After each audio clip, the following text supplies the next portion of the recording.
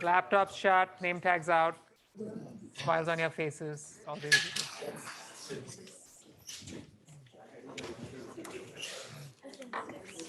Please shut your laptops.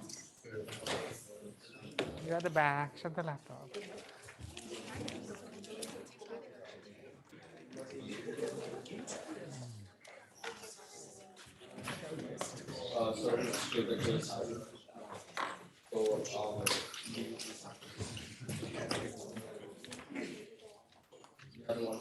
Thank you. All right, let's begin. We're going to continue with our series on convolutional neural networks. We have 2 more lectures. Where did we leave off last? Anybody remember? Thomas? What was the last topic we covered in the last class? The very last topic. So Denise, what was the last topic we covered in the last class? We talked about how, to some extent, we can do the gradient descent. We were talking about training the network, backpropagation, right? That's where we left off. So here's a quick recap. The story so far: pattern classification tasks such as, does this picture contain a cat, or does this recording contain the word hello, are best performed by scanning for the target pattern. And scanning an input with a network and combining the outcomes is equivalent to scanning the data with each of the neurons individually and combining them. And so this reordering this order of operations gave us what we call the convolutional neural network. The act of scanning the input was the act of convolution. So for 2-dimensional or higher dimensional structures, we call this a convolutional neural network. When you scan in just 1 dimension along time, the name for such a network is a time delay neural network. I may have not introduced it in the last class, but it is in the slides. So here was the general architecture of a connet. It comprises convolutional and optional pooling layers.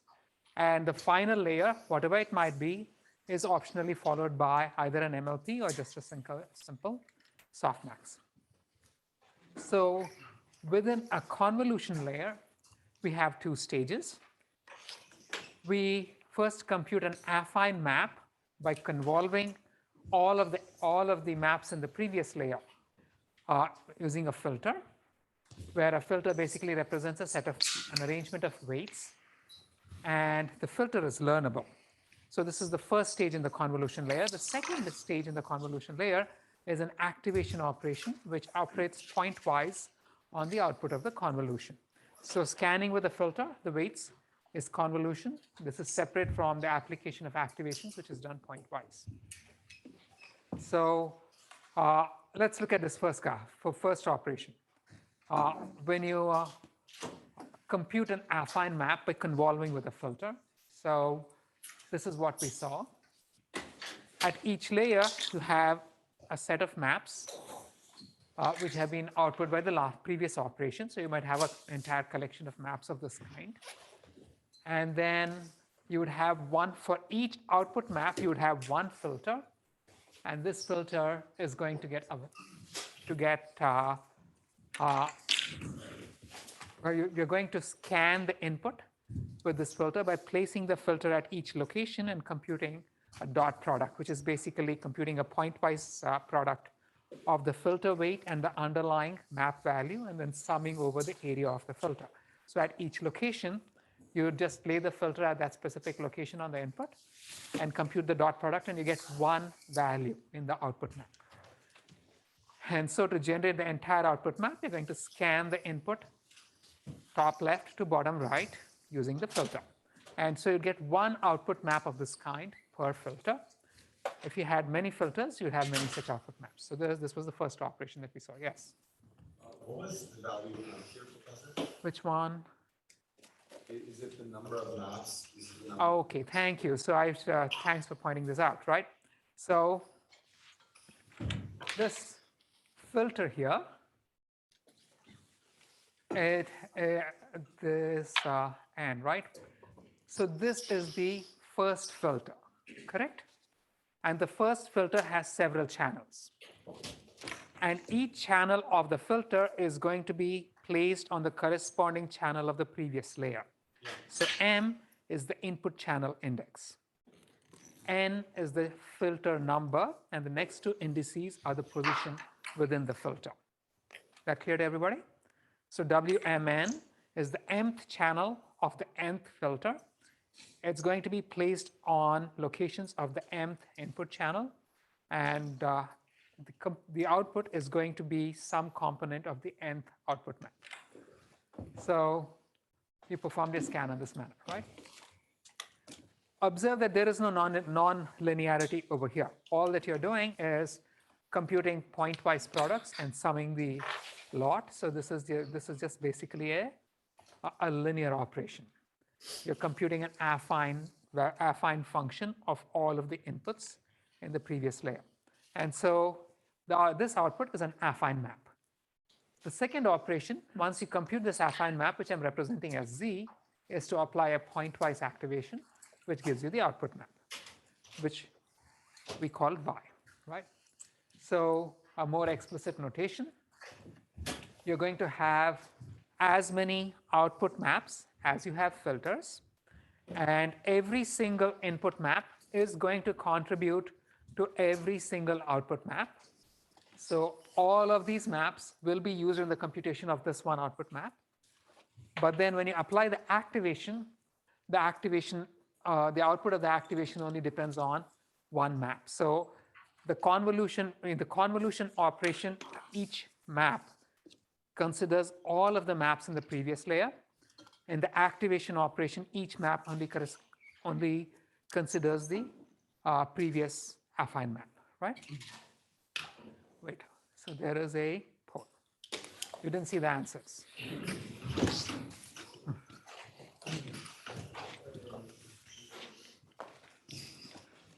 Yep. Is it going to beep?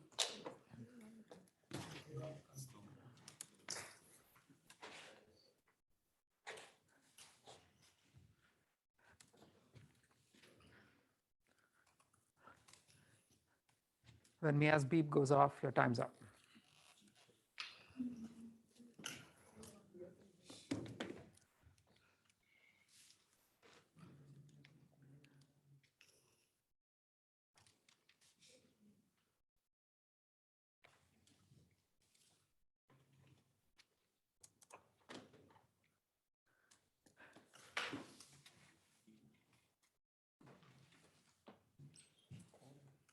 All right, time's up. So, Saloni, you want to answer the first one? Is it correct or wrong?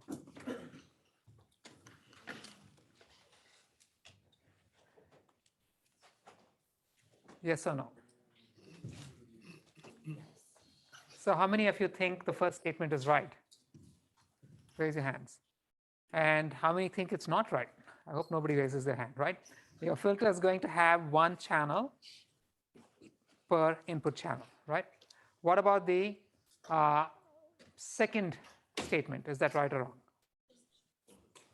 False. The third one? And the fourth? True. So the first and the fourth are right. Thank you. So we also saw that there was another operation which alternated with convolutions, which was pooling. The pooling doesn't need to strictly alternate with convolutions. You can have multiple convolution layers occur one after the other, but you never have multiple pooling layers occur one after the other. So, and this is how the pooling operation was performed. If you were performing max pooling, you were looking at a window of the input, and within each window, you were just selecting the largest value. And the pooling operation again scanned the input top left to bottom right. So when you wrote pseudocode for it, you basically went over every position at the input and at each position, you picked up a window, and within the window, you stored the location of the largest value and then read off that value for the output. If you were performing mean pooling, you were computing the mean of this window and scanning the input in this manner. So if you consider the pseudocode for this, again, you're scanning top left to bottom right. And at each position, you're just picking the mean of the window. We also saw there were a couple of other operations. One was downsampling and upsampling. So what was downsampling, Simran? For downsampling, you try to like reduce the size by like dropping some like k in between. So you dropped k minus 1 of every k rows and k minus 1 of every k columns. Ronak, what was upsampling? You add like f-1 zeros for in between the rows. Perfect, right? So downsampling, you just basically blocked off k minus 1 of every k rows and columns, and then just retained the rest. This was downsampling. And downsampling was generally merged with what? The previous operation or the subsequent operation? The previous operation, right? So downsampling could be merged with the previous convolution or pooling by just performing that operation with a stride. In the case of upsampling, we just introduced zeros. And what about upsampling? Was this merged with the subsequent operation or the previous operation? It was generally followed by a convolution. So downsampling is usually follows an operation. Upsampling usually precedes an operation. And you would never have upsampling as the final operation because all you're doing is introduce a bunch of zeros pointlessly. And upsampling we also saw could be called as convolution with a stride. Yeah. So downsampling always after the activation, not after computing the affine, right? You could. Okay. So if you when you're computing the affine, it doesn't matter whether it's before or after the operation or after the affine, because the activation was applied pointwise. Okay. Yeah. Right? So it doesn't matter. Anyway, so we can have with resampling, you'd have pooling with downsampling, convolution with downsampling, or convolution with upsampling, right? So this is the order in which operations could potentially be merged. And so we saw how we could put all of these together. If you wanted to implement a CNN to analyze images, you'd begin with a collection of images, you'd stack them, multiple channels of the image would become, the color channels become multiple channels of the input. And at each layer, so you'd have convolution layers potentially alternating with pooling layers. And at each layer, you'd have, if you took the cuboid view of the data, you'd have the channels could be stacked into a cuboid. Your filters would also be a cuboid. The number of output channels is going to depend on the number of filters, right? And so the parameters to learn here would be the parameters of the filters for the convolution layers. And then if you're finally flattening everything and then passing it through an MLP, you'd also be learning the parameters of the final MLP. So training we saw is just as in the case of a regular MLP, the only difference is in the structure of the network. You'd be providing training examples, positive and negative instances of the data. So for example, if I were training a flower detector, I'd have a collection of images with flowers and a collection of other images without flowers. I don't have to specify where the flower is because the network sort of this network implicitly scans the input and takes care of this, right? And we define a loss, which is a divergence between the desired output and the true output of the network in response to any input. And the network parameters are trained to minimize the loss. And again, we'd use variance of gradient descent, and gradients are computed through Backprop. So here's where we left off. For each training input, you could just pass the training input through the network, you'd get some output. You'd have some desired output, you could compute the divergence between the desired and the training and the actual outputs. And what is this divergence? The loss, the divergence would be a KL divergence if you were performing classification. Now the overall loss is the average divergence over all of your training data. So this is what it would be, right? And this is a function of the parameters of the network. This is what you're going to be minimizing. And if you want to minimize this, you need to perform gradient descent, which is to say you would need to compute the derivative of this loss with respect to every parameter of the network. And the parameters would include the parameters of the final MLP, and the filters in the convolutional layers. So this derivative, again, the derivative of the loss with respect to any parameter is the average of the derivatives of the divergences for the individual instances in your training set. And so that means we've got to figure out how to compute this derivative, right? And that's what we're going to focus on in this class. Now, for the MLP, there's nothing, no big deal. We can just pass the derivatives backwards because we know how to do this. We've already done this. But then there's one final step, right, that we have to worry about. In the final layer of the network, you got a collection of output maps. And you sort of flatten these out. This would become that. And then each of these would just be flattened out into a single vector by unraveling this arrangement, the rectangular arrangement of values. So when you're performing, and from this point on, you would have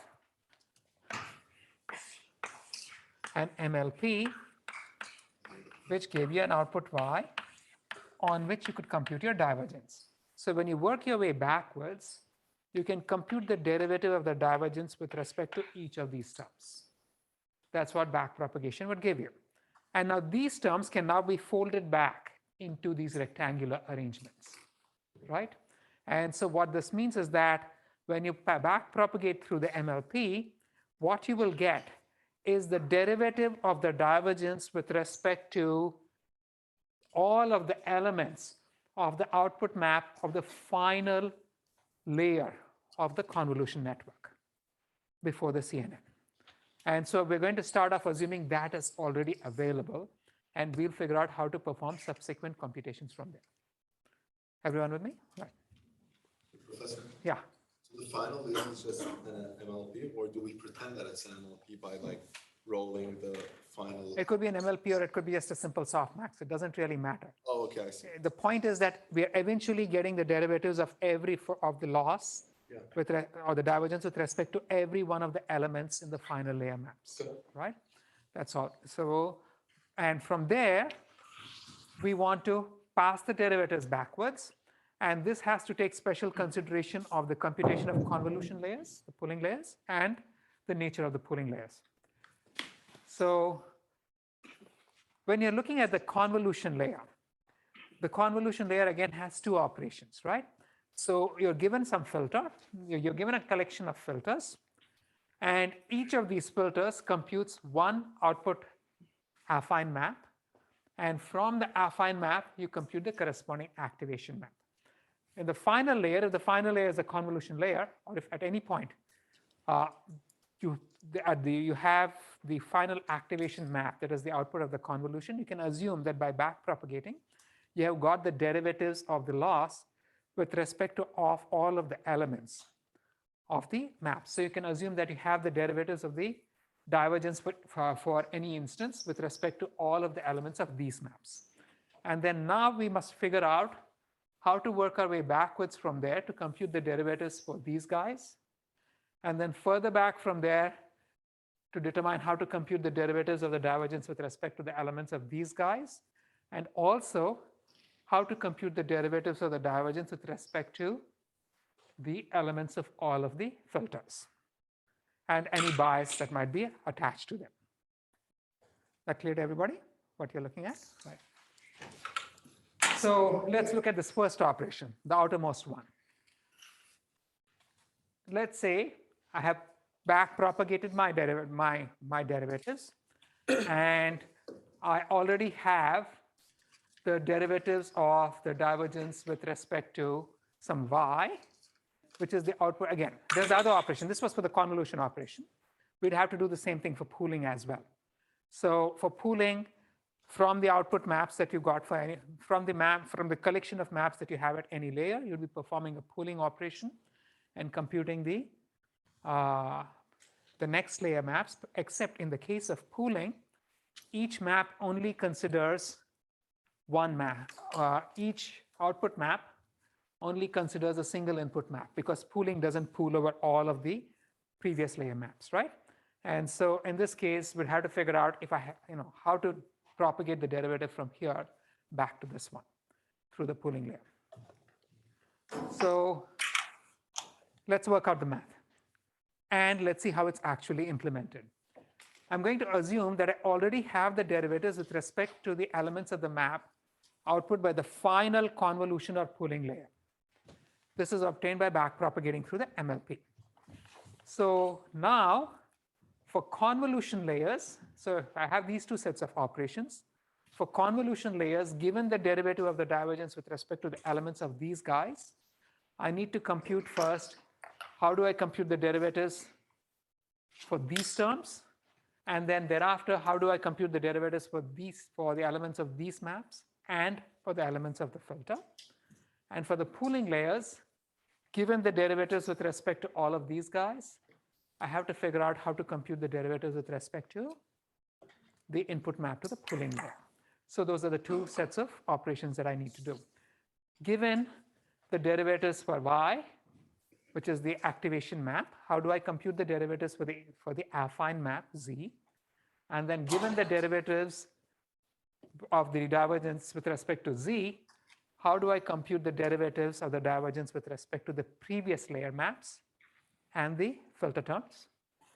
And for the pooling layer, given the derivatives with respect to y, how do I compute the derivatives with respect to the elements of the maps that are input to the pooling layer?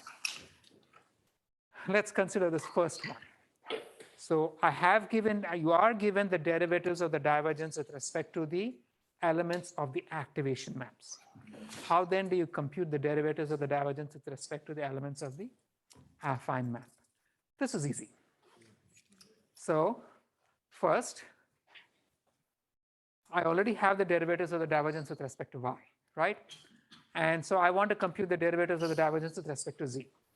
Now you know that y is computed by pointwise application of the activation function to the elements of z, right? And so here I say y, each y is basically computed by applying some activation f to the corresponding z, right? So going backwards, the derivative of the divergence with respect to the z is simply going to be the derivative of the divergence with respect to y, which you assume you already have, times the derivative of y with respect to z, which is f prime of z. So this is just your standard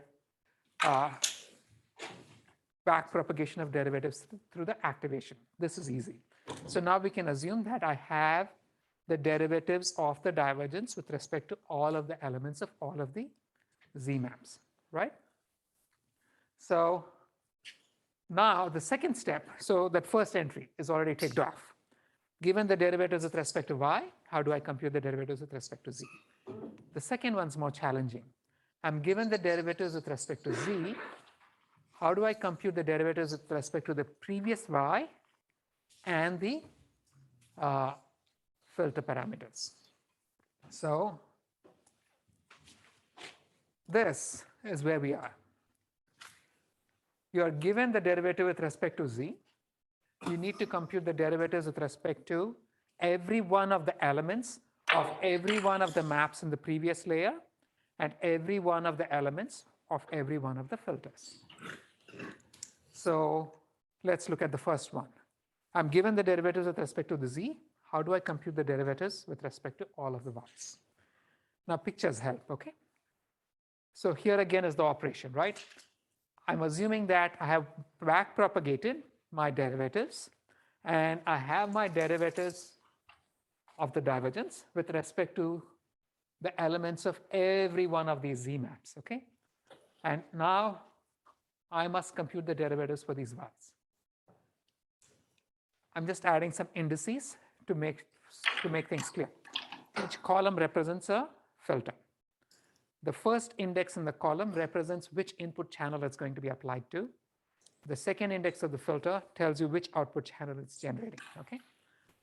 And now consider, say, the nth output map. The nth output map is being produced by the nth filter, right? And the nth filter is going to be applied. The nth filter will have as many channels as the number of input channels. And so each one of these input maps will be convolved with the corresponding channel of the filter.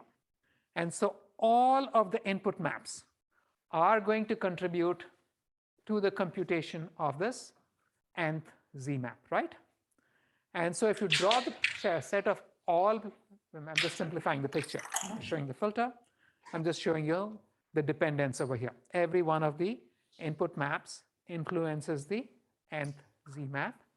And so if I draw the complete set of influences for all of the Z maps, this is what it's going to look like. Every one of the Y's influences every one of the Z's. And every one of the Z's influences the divergence, right? What we want to compute is the derivative of this divergence with respect to, say, all of the elements of one of these Y maps. And so if you focus on just those influences, here's what it looks like. The mth input channel influences every one of the output channels, each of which in turn influences the divergence. But then, here's the key bit. The mth input channel influences the first output channel through the mth channel of the first filter. It influences the second output channel through the mth channel of the second filter. And in general, it influences the nth output channel through the mth channel of the nth filter.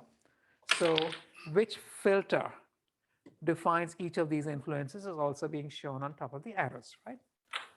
And now, if I want to write the derivative of the divergence with respect to all of the elements of Y, obviously I have to sum over all the Z's, right? And so the derivative of the divergence with respect to the elements of this Y is going to be the sum over all of the output maps of the derivative of the divergence with respect to the elements of the output map times the derivative of the output map with respect to the mth input map. Is that equation making sense to you? Right? This is just a straight up distributed chain rule, but now it's being computed over entire maps, which makes things a little challenging. So let's focus a little more. Let's consider, the key piece is, I'm assuming that I have the derivative of the divergence with respect to all of the elements of the Z map. So that doesn't bother me anymore. What I really need to compute is what is the derivative of any particular Z map with respect to the Y map for which I'm computing the Z map. So I'm trying to compute the derivative of that governs the dependence shown by the highlighted arrow, right? So let's look at this. Now consider any one Z map and the corresponding and the Y map that we are trying to compute derivatives for, okay? So here, this green, we've seen this picture before, right? Now this green square over here represents the input, one of the input maps, okay? And when I'm computing the derivatives of the divergence with respect to the input map, it means I'm computing the derivative of the divergence with respect to every one of the elements of the input map, right?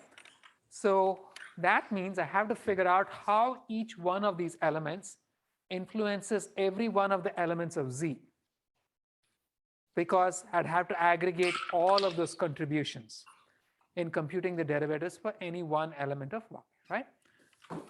So consider this guy here. Let's consider just this one element, which is shown in the red box. This is one element of the input map. How does it affect the first position of the Z map? It affects the first position of the Z map because the filter sits squarely on it when it computes the first position, right? It also affects the second position and the third position and the fourth position. If the filter sits on this element in the computation of any particular element of the output map, then that red square is affecting the corresponding position of the Z map. In principle, a given element of the Y map could influence every single element of the Z map. right? So in fact, each element of a Y map influences many elements of every one of the Z maps through the corresponding filter channel. Again, in principle, every element of the Y map influences every element of every one of the Z maps. Is that making sense? Right? Just showing how the, yeah. But consider like, for example, in the image on the slide, then if the element you're discussing in Y is on the edge, then it can only like affect. I said in principle, right? It could, right? The influence for the ones that it doesn't directly affect is going to be 0, right? What would happen in case of adding? We'll get to that. Okay, so let's just write the so we'll look at the arithmetic. So if I want to compute the derivative of the divergence with respect to, say, the xy element of y, I'm overloading the symbols. I have y being used twice, but still. Then I'm going to have to sum over every one of the output maps, right? Because any element of y is going to be influencing all of the z maps. So I'm summing over all of the z maps, and then over each of the z maps, I'm summing over the entire map. That's what the second summation is. And then the term that comes in here is the derivative of the divergence with respect to that element of the z map times the derivative of that element with respect to this guy. Is that making sense? Right? And so you'd have to sum over all of the z's, and for each position, you're going to be computing the derivative of that position of z with respect to the given y. Okay? And of course, to answer your question about edges and such like, this term is not influenced by this y, so the derivative of this term with respect to this y is going to be 0. That's it. So the equation accounts for all of these dependencies. So now the real challenge is, we're assuming that all of these derivatives have already been computed. So we know the derivatives of the divergence with respect to the elements of all of the z maps. So we need to figure out what the derivative of the z element is with respect to the corresponding y element, right? For that, let's take a look. Let's use this nice pictorial visualization. So I'm considering the mth channel of the input. So that means I only need to consider the mth channel of a filter. And let's say I'm considering the nth output z map. So the colored square to the left represents the mth channel of the nth filter. I'm color coding it and also showing the indices. I'm using a 0-based index. This is a 3x3 filter. So every one of the 9 boxes has 9 different colors representing 9 different values. And the position is being shown by the indices inside the parentheses, right?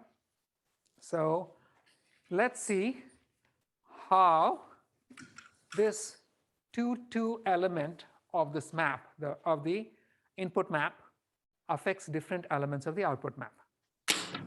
If I place the filter at the 0, 0 position, it's computing the 0, 0 position of the z map, right? But then, in doing so, the 2-2 element of the filter is multiplying the 2-2 element of y. You see how that goes, right? And so I can say z00 has an additive contribution of y22 times w22. Does everybody see this? What this figure is saying? Okay. Let me slide forward by 1. The z10 position is being computed by placing the filter starting at the 10 position in y, right? But then if you actually look at the contribution, you're multiplying the 1, 2 value of the filter. So I use the color code, right? By the 2, 2 value of y to compute the 1, 0 value of z. So z10 has an additive contribution, which is y22 times w12. I can slide this one step forward. And now when I compute the 20 position of z, the filter is being placed at the 2, 0 position of y. But if you actually look at how y22 contributes, you see that z20 has a contribution that is y22 times w02. You see how this is this are these indices making sense to you, right? Similarly, if I want z01, I'm placing the filter at the 0, 1 position of y. And so again, z01 has an additive contribution from y22, which is y22 times w21, right? And so on. I can just work this out for every one of these positions and have these indices being shown in every case. Let me write all of them down. And here is the general pattern that you will find in every case. Look at this guy. The index 22 is z22, 22 plus 0, 0, right? When I'm out here, the index 22 is the index of z plus the index of w. When I'm out here, again, 22 is the index of z plus the index of w. Is everybody seeing this pattern? Right? And so therefore, if you actually write this out, I can write this generically as any yxy, any xy position in the y map is going to contribute to x prime y prime of the z map through the filter coefficient x minus x prime y minus y prime. So the input, the z map index and the filter index sum to give you the index of the y map. This making sense to everybody? Yeah, Lakshay? Okay. Everybody, is this, we're going to use this, right? Very simple. And so now, if I just go back to this formula, it says z x prime y prime has an added, the contribution of the xy position of y to z x prime y prime is through this multiplicative term, which is w x minus x prime y minus y prime, right? So in other words, the derivative of z x prime y prime with respect to yxy is w x minus x prime y minus y prime. That making sense to everybody? The other two indices represent the channel numbers. The first index of w is the index of the y channel. The second index of w is the index of the output channel, right? But the positions, those are the ones that are really key out here. And so when I go back to this formula, what is the derivative of the divergence with respect to some position of y, of the mth channel of y? I'm going to sum over all of the elements of all of the z maps. I'm summing over all the z maps. Over all of the maps, I'm summing over all of the positions. And the term I'm summing is the product of the derivative of the divergence with respect to the position in z. The indices are x prime, y prime. So the derivative of the divergence with respect to z x prime, y prime times the derivative of z x prime, y prime with respect to yxy. And what was the second term? The second term was the derivative with respect to z with respect to the previous layer pixel. Yeah, but what was that value? W x minus x prime y minus. W x minus x prime, y minus y prime, right? Because the indices of y and of z and w sum up to the index of y. And so I can just replace it by this term, right? And so you can just, if you want to compute the derivative of the divergence with respect to every one of the elements of y, for every one of the y's, you can just use this formula again and again and compute all of these terms. Right? That making sense to everybody? Yeah. So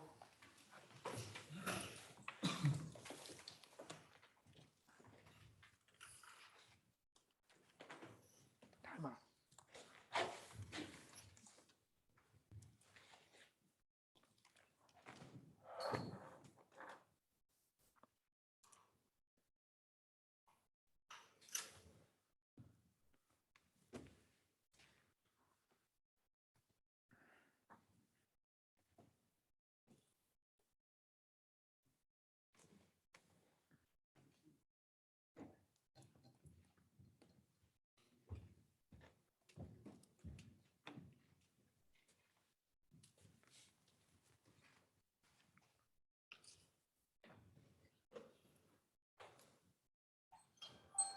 Time's up. Okay. Samuel, is the first one right? True? True or false? Yes. And Marlies, what about the second one? Both are true, right? Beautiful. At least two of you got it. I don't know about the rest of you. Anyway, so here's what the final formula was. The derivative of the divergence with respect to any element of any Y map was given by this ugly formula, right? And if you tell me this formula, you can visualize this formula and it makes complete sense to you, then I don't believe you. So let's actually try to visualize this. This is actually a convolution. What kind of convolution? There's a reason I use the color maps, right? Consider the Z22 position again, right? When I consider the Z22 position, the Y22 position, when I consider the Y22 position, it computed the Z00 position was multiplied by the W22, right?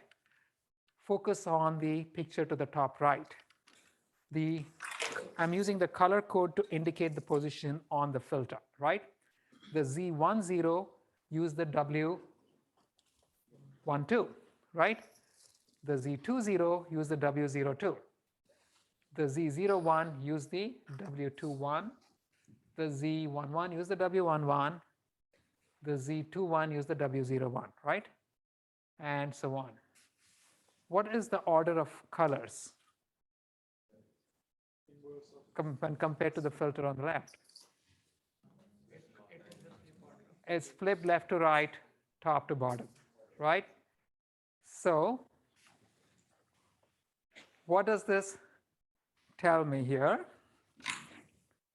If I'm computing the derivative, if this were the map of derivatives of the divergence with respect to the elements of Z, then in order to compute the derivative of the divergence with respect to Y22, at least the contribution of this Z map, the contribution of this Z map to the derivative of the divergence with respect to Y22, all I had to do was to flip the filter top to bottom, left to right, place it on the derivative map for the Z, such that the flipped filter's bottom right corner was at 2, 2. And then I just computed a component-wise product of everything and summed it up. That's basically what the derivative, that's basically what it looks like, right? Is that making sense? Right? So what I have done, so that map to the right, think of it as the derivative map for Z's. The map of the derivatives of the divergence with respect to Z. I flip this filter and place the 0, 0 position at the 2, 2 position. The flip filter, right? So I flip the filter and place the 0, 0 at the 2, 2, and then just computed an inner product. And that gave me the contribution of this entire Z map to the derivative of 2, 2 at Y22. So that's it, right? So in general, I can generalize this. I can flip the filter and place the flipped filter with the 0, 0 position at any XY position over here, and then perform an inner product. So I can flip the filter left to right, top to bottom, and place it with the 0, 0 position at any XY. And then do a component-wise product and sum it up. And that's going to give me the derivative of the divergence with respect to, at least the contribution of this one Z map to the derivative of the divergence with respect to Y, the XY position of the Y map. Yes? Professor, could you repeat this? I think I couldn't understand why we flip or reverse the... Take a look at how the computation was performed, right? Yeah. So when I computed Z00, which W was used? Okay, I kind of see. This guy, right? Yeah. You see that? Yeah. And so if I were looking at the derivatives, I'd be computing the derivative of the divergence, I'd be multiplying the derivative of the divergence with respect to this Z element by this Wait, By the 2, 2. W22, correct? When I computed Z10, I positioned the filter at 10, right? Yeah, And so this term is what sat on top of 22, yeah, correct? yeah. And so in computing Z10, I actually used this weight, correct? And so if I were to compute the contribution of the derivative of over here to the derivative here, it's going to be the derivative at Z10 times W12. That making sense? Yeah, it does. Okay. And so also now, the derivative for Z20 is going to be multiplied by W02. And so when you work all of these out, what you find is that the derivative at each Z position multiplies a W position. And if you're just ignoring even the arithmetic, just looking at the pictures, it literally tells you that I'm flipping the weights left to right, top to bottom, and positioning the flip filter with the 0, 0 position at the XY location. The flip filter at the 0, 0 position of. So when I flipped the filter, I positioned this guy, this top right corner, right? Is if I position it with the top right corner sitting at 2, 2, and then compute the element-wise product of the Z derivative with respect to the filter value, and then sum it up, that gives me the derivative for 2, 2, right? Is the question? Yeah, so this is specifically for that cell, right? Specifically for Specifically for 2, 2. And how would this work if you had a stride then? We will get to that, right? You never deal with strides. So in general, I can just write this as so. Instead of 2, 2, for any XY position of Y, I'd be flipping the filter and placing the 0, 0, 0 position of the flipped filter, or the flipped 0, 0 position at the XY location for the derivative map for Z, and then computing an inner product. So what does this mean? Let's say I already have the derivative of the divergence with respect to every element of Z, right? And now I want to compute the derivative of the divergence with respect to every element of Y. Now here is the key thing. If I have an n term, if I'm computing a scalar function of n variables, then I compute a derivative backwards. How many variables can I compute the derivative for? N, right? So I'm going to get as many derivatives for Y as the number of elements in the map. If I have some operation and a certain number of variables go into the operation and a scalar comes out, when I go back, I can compute a derivative for every one of the elements that went into the operation. Can I not? So this means that in principle, when I compute the derivatives, I should compute a derivative. I should be able to compute a derivative for all 25 of these boxes, even though the Z itself only had 9 elements, because that's the nature of derivatives, right? Yeah. For the boundaries, would you have to use zeros or something? Let's see. Okay. And so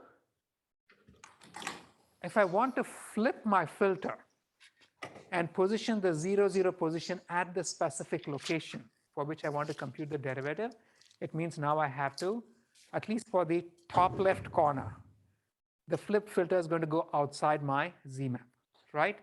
So in other words, I'm going to have to pad my Z map with zeros. And if my filter is k wide, then I'm going to have k minus 1 zeros, rows and columns of zeros on every side of my Z derivative map. And then I would flip my filter as shown at the top right here. And so the first thing I would do is to pad my Z derivative map. It's not the Z map, it's the map of derivatives for all the Z elements with zeros. Then I'd flip my filter top to bottom, left to right, and then position it like so.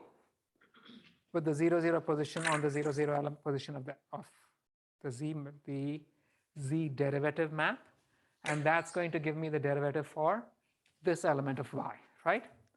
And then I can keep sliding forward, and I can keep computing derivatives for y so long as the flipped filter is multiplying at least one non-zero value, right? So because I'm adding k minus 1 columns on either side, so if my z map is m, the padded map is going to be z m plus 2k minus 2, right? Of which I will lose k minus 1 when I'm convolving. And so the result is going to be the exact size as the input itself. And so now I can continue scanning in this manner until I basically run out of things to scan over. And when you do that, the resulting derivative is going to be exactly the same as the y map. Yes, there was a hand raised. Yeah. So are you padding your filter, or are you padding The derivative map, the filters, I mean, the color map, So there's positions where you're just multiplying 0 by your filter. pardon me? So there's positions like in the top left corner where you're multiplying. So there's 0 pads, right? So there's, There's no matter. Yeah. So is this making sense to everybody? But this is the contribution. Yeah. So does this mean that if I have a 7 by 7 y, I have a 3 by 3 z, then I won't be able to pad it then?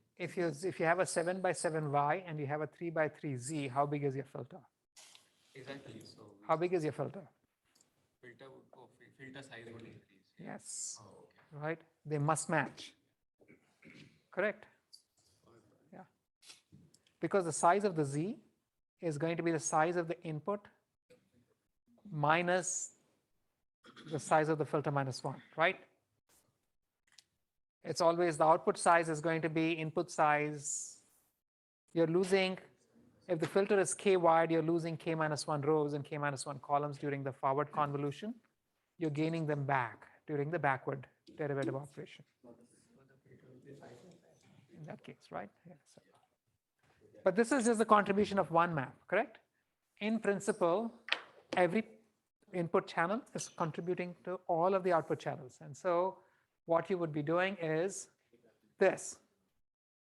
So if I want to, let's say I want to compute the derivatives for this channel, then this channel is using the mth channel of all of the filters to contribute to all of the output maps, correct?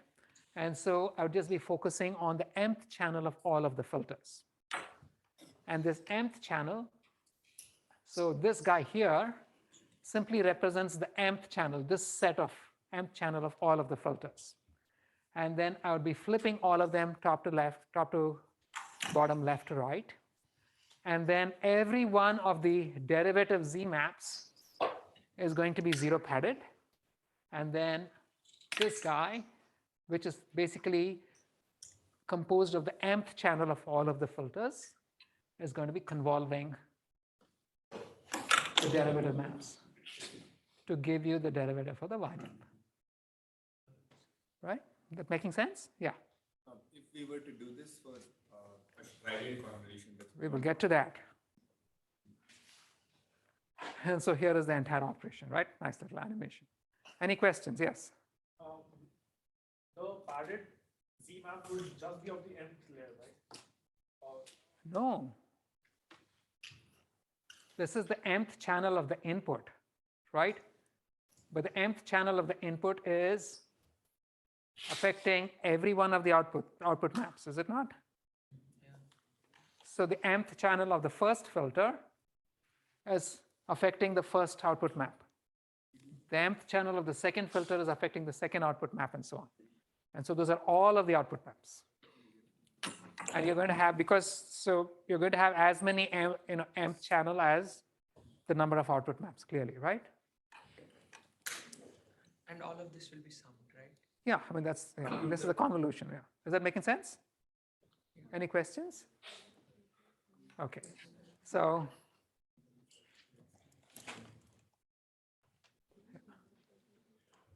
what is the size? If you look at it, we're going to continue to compute the elements for the derivative of the y map as long as the flipped filter has at least one element of the unpadded Z map remaining, right? So the size, if now because I'm adding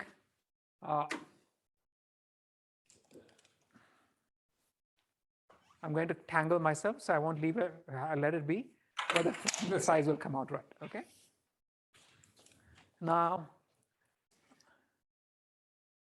just one bit, if the Y map was 0 padded in the forward pass, the derivative that you will get is the derivative for the 0 padded Y map, right? And so you're going to have to throw away the derivatives in the 0 padded region because those are spurious. Those are not part of your data. There's a problem.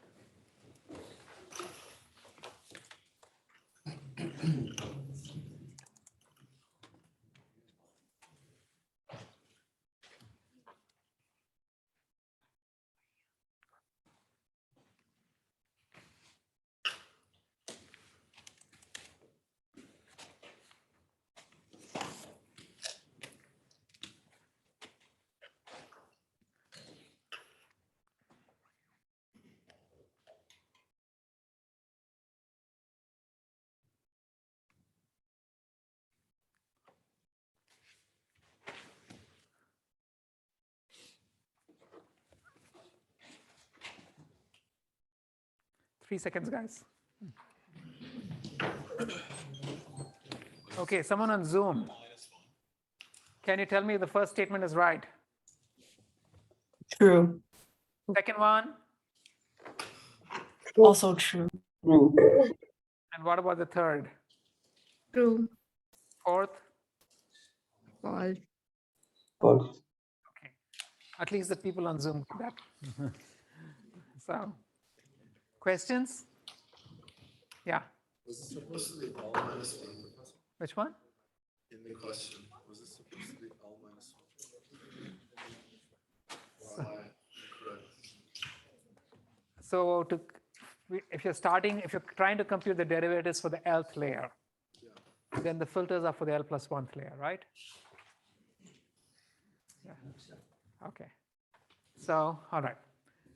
And so we know that we can compute the derivatives for the y using convolution. And so just some pseudocode for it. I'll skip the pseudocode. We now have to figure out how to compute the derivatives for the weights, right? And so now take a look. This is MATLAB really screwing up the animation, but you can see that any filter position is influencing the computation of every one of the z elements, right? And so exactly how does it do it? If I actually look at it carefully, you have the same relationship as before. The index of z and the index of the filter summed up to give you the index of y, correct? And so if I want to see how, say, w x prime y prime influences the output, w x prime y prime is going to influence every zxy through y x plus x prime, y plus y prime, right? Using the same rule as before. And so if you consider, say, this guy, this element is going to influence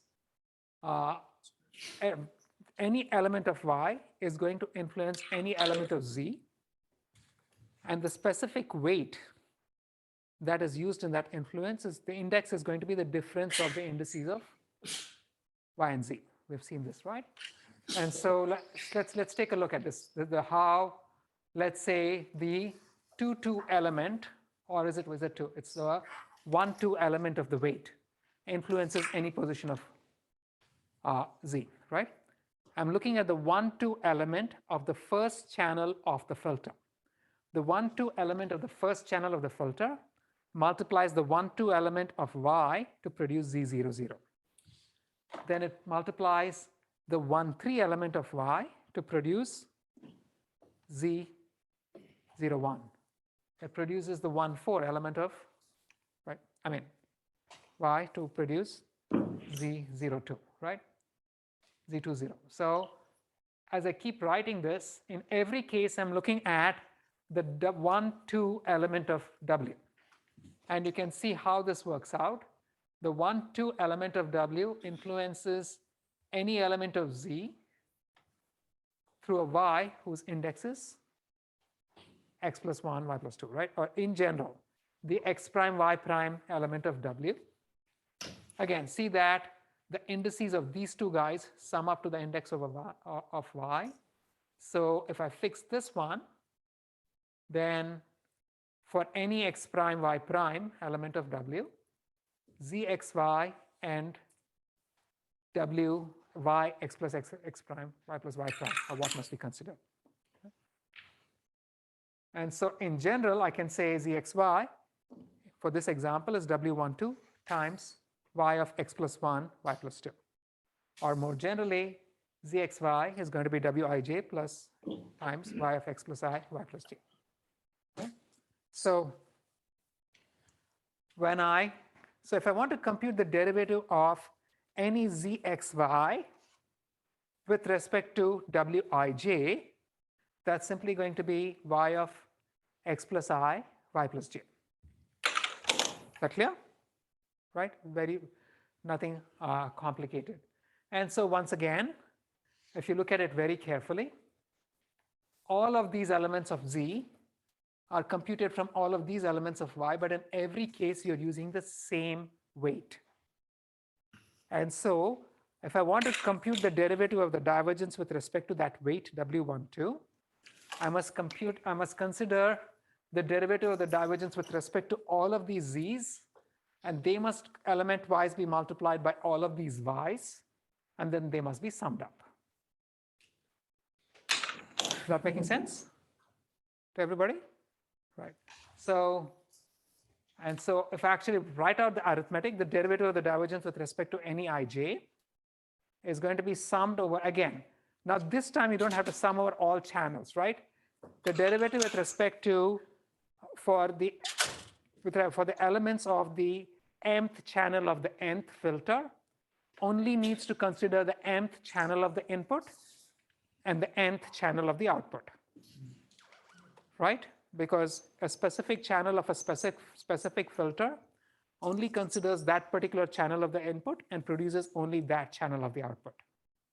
So the derivative with respect to Wmn, the mth channel of the nth filter, only needs to consider the mth input channel and the derivatives for the nth output channel. And furthermore, the derivative for Wij is going to be summing over all of the positions of Z, and the term that's being summed is the derivative of the divergence with respect to that position of Z times the derivative of that Z with respect to the Y that was multiplied. And so with respect to the weight. And so it's derivative of ZXY times with respect to Wij. And the derivative of ZXY with respect to Wij, what was it? What was the Y? We said, what was the relationship between the indices of X, Y, and Z? We just said that, right? Let's go back here. What was the derivative? The derivative of ZXY with respect to Wij was Y, X plus I, Y plus J. We said that the Z and W indices summed up to give you the index of Y. Correct? And so the second term, this term is already computed, and this term we just know is simply X plus I and Y plus J. And so we can just replace that by out here, right? And so now we can compute the derivatives for all of the channels, elements of every channel of the filter using this simple formula. And so if you look at the derivative for a single weight, so you would be summing over, if you want to look at W12, you'd be summing over all of the Z map. Again, this is WMN12. So you only need to consider the nth output channel and the mth input channel. You'd be summing over all of the elements of the derivative map for the nth output channel. And the term you'd be summing is going to be the Z derivative times the corresponding position at the Y, on the Y map. But then if you really look at this very carefully, you're computing, to compute the derivative for W12, you can think of it as placing this map on top of this region of Y and performing an element-wise product and summing over the lot. Correct? That making sense? Similarly, if I wanted to compute the derivative for, say, W00, you'd find that, because this is 0, 0, you'd be multiplying any zxy, or the derivative at zxy with respect with yxy. So it would be like placing the entire z map, starting at the 0, 0 position of y, and doing an element-wise product and summing the lot. And so if you actually look at it carefully, this formula that we wrote, it's actually just a convolution. It's a convolution of the derivative map for the z's with the y. So here there is no flipping. Here's what would happen. So in the forward computation, each filter produces an affine map, right? So if I want to compute the derivative for the mth channel of the nth filter, I only need to consider the mth input map and the nth output map. And then, so the rest of them can be blocked out. I can take the derivative map for the nth output channel and then proceed to simply convolve it with the mth input channel. And that's going to give me the derivatives with respect to all of the elements of the filter. Is that making sense? This is a very trivial operation. The math looks complex, but it's just a very simple convolution. There's no flipping. You literally just take the derivative map for the z, plonk it on top of the y map, not the derivative, the actual y map, and convolve.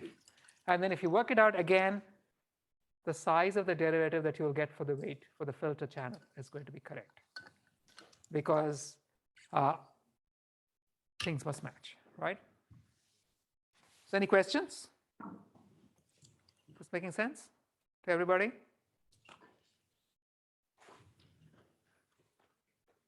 And so if I want to compute the derivative for the entire filter, right? The filter has many channels, right? And so for every channel, I'm going to take the corresponding output z map and convolve it with the input y map, and you're going to get the derivative for that channel of the filter. There's a point.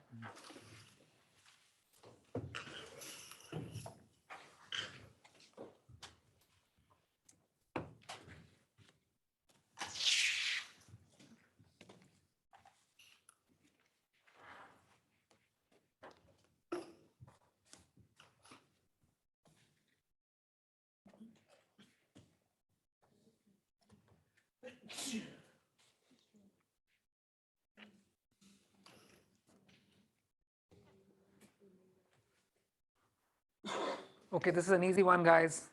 I'm going to close in 5. Advait, first one. True. Okay. You over there, I don't know your name. Second one. Yes, the one who just moved. No, the one behind you, right? Yes. Yeah. False. Thank you. Please have your name tag out. Otherwise, I'm going to call you in strange ways. Right? So, yeah, the first one is true and the second one is false. So, yeah, some got it.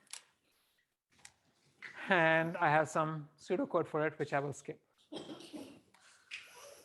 And so here is a strange thing.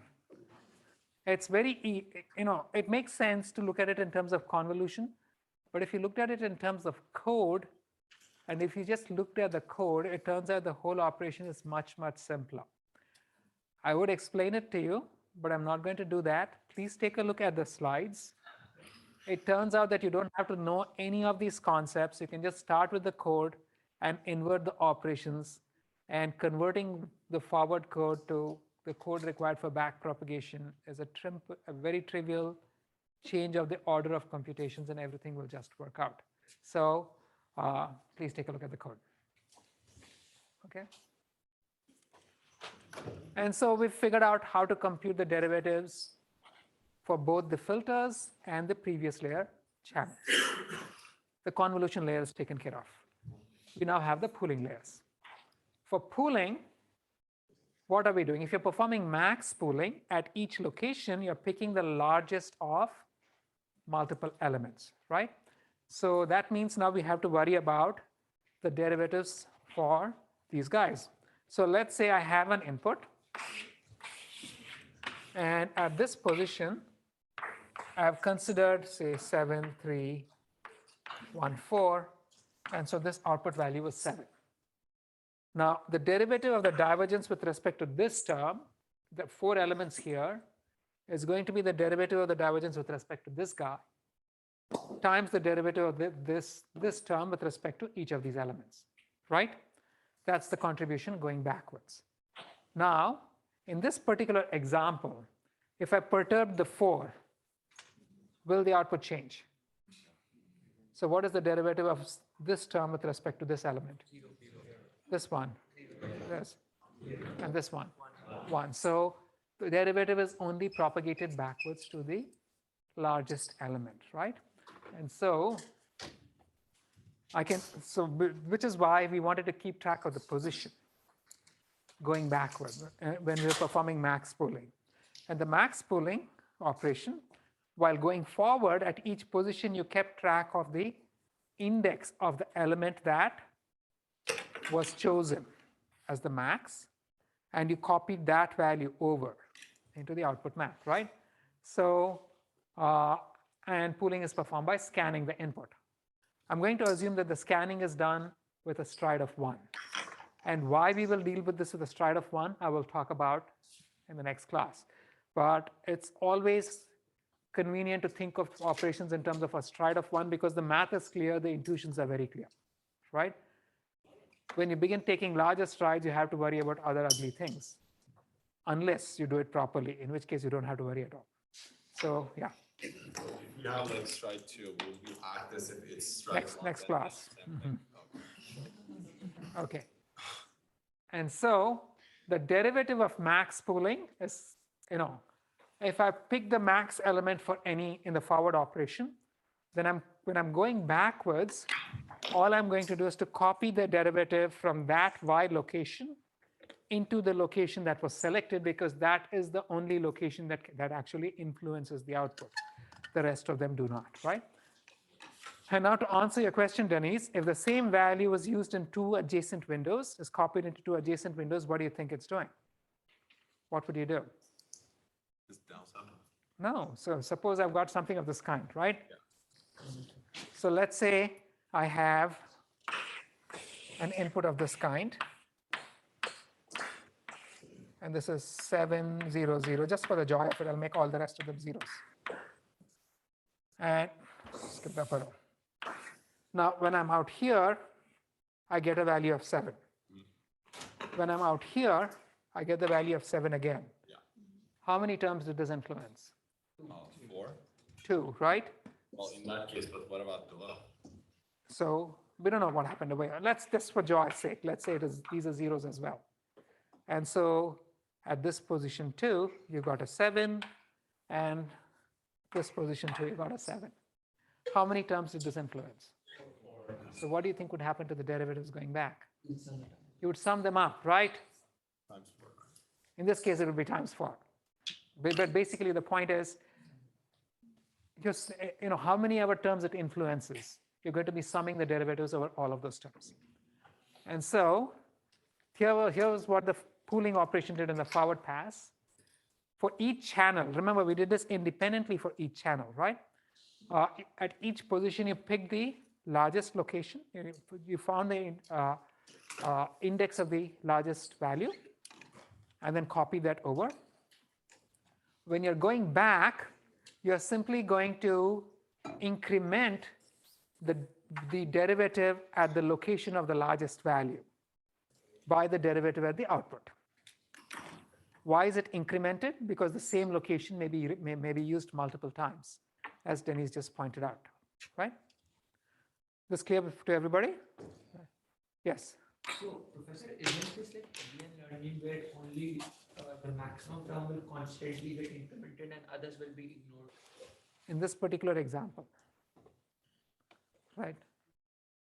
Like, so to find out this, can other terms also get a chance has to be implemented in future backpropagation iterations? Yeah. I mean, so in this particular iteration, this element was turned out to be the largest value. That's it. For this particular data instance. But over many data instances, different elements would get highlighted. Right? Yeah. Also, like somehow related to this, like if we select a very large like polling window size, will this like decrease the speed we train our network, like the speed that network converges, because we only pass through the derivatives through very sparse like set of values. You will have convergence issues if your polling windows are too large. It won't be slow, but you'll go to bad locations. Yeah. So if I have two values that are same, let's say in max pool, both are two values are 7 over here, then the way we discussed what we did with max, both of them are going to get the same derivative. You just increment both, right? oh, So what about mean pooling? In mean pooling, you're going to take the mean of all of the terms going forward, correct? And so that means what is the derivative of this term? So going forward, I'm going to go a minute or two over, I think. So going forward, this is 7, 10, 10 plus 5, 15. So 6, what? 15 divided by 4 is 3.75, right? So if I want to go backwards, if I want the derivative with respect to this element, it's going to be the derivative of the divergence with respect to this guy times the derivative here with respect of this term with respect to this, right? What is this derivative? 1 over 4, right? So basically going backwards, what you would be doing is distributing the derivative you got at that location equally over the entire window. That's all you'd be doing. And so if you looked at the code, when you went forward at each location, you were computing the mean of the entire window. When you're going backwards, you're sort of, I'm using k squared because I'm assuming that the width and height are both k, right? Then you would be incrementing every element by 1 over k squared times the derivative of the output. Again, the increment because elements may contribute to multiple adjacent windows. Everyone with me? Any questions? And so we've seen how you can compute the derivative with respect to every intermediate output and every free parameter, and all of this can be embedded in gradient descent to learn the network. We're still missing one value, strides and resampling. We'll look over that in the next class, right? And so the story so far, if you were performing all of these operations without strides, at this point you should have a pretty good idea of how to perform backpropagation and compute the derivatives for all of the elements of all of the filters and all the intermediate maps in your network. Any questions?